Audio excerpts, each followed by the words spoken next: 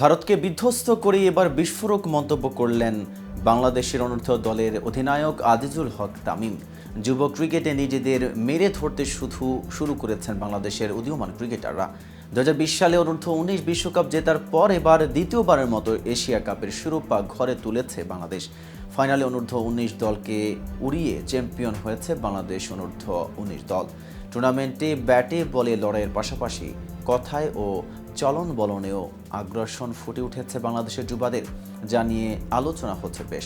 এবার ক্রিকেটে স্লেজিংয়ের পক্ষ নিয়ে বিস্ফোরক মন্তব্য করেছেন তামিম।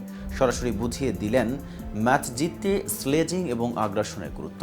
কিন্তু এশিয়া কাপে তামিমের সাথে আসলে কি ঘটেছিল এবং স্লেজিংয়ের পক্ষ নিয়ে কি বলেছেন তামিম, তা নিয়ে বিস্তারিত থাকছে প্রতিবেদনের বাকি অংশে। আর কেটিভি ক্রিকেট চ্যানেল থেকে আপনাদের সাথে আছি আমি মেহেদি হাসান।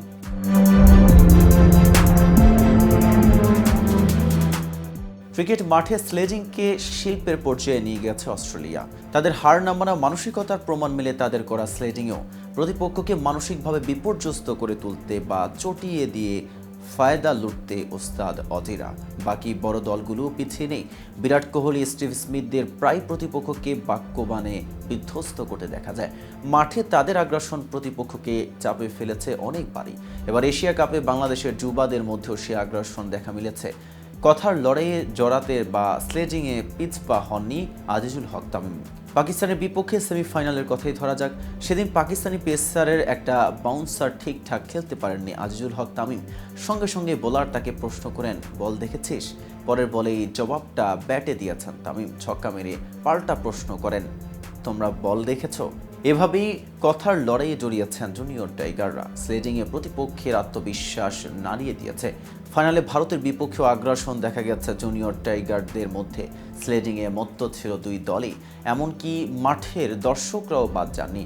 এর আগে 2010 সালের যুব বিশ্বকাপের ফাইনালেও মুখোমুখি হয়েছিল ভারত বাংলাদেশ। সে ম্যাচেও যশস্বী জয়সওয়াল, রবি বিষ্ণুইদের সঙ্গে কথার লড়াইয়ে জড়িয়েছিলেন তানজিম সাকিব, শরীফুল ইসলামরা।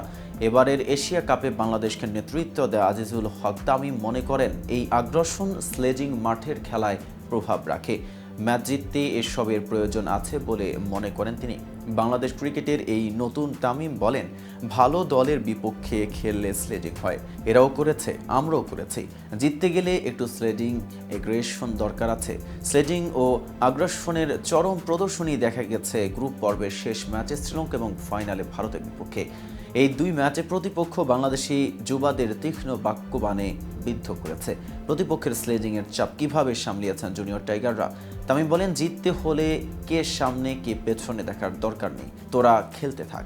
এক্সাইটমেন্ট এগ্রেশনের সময় বলেছিলাম ঠান্ডা থাক, আল্লাহ ভরসা। তবে তামিমদের যাত্রা সবে শুরু।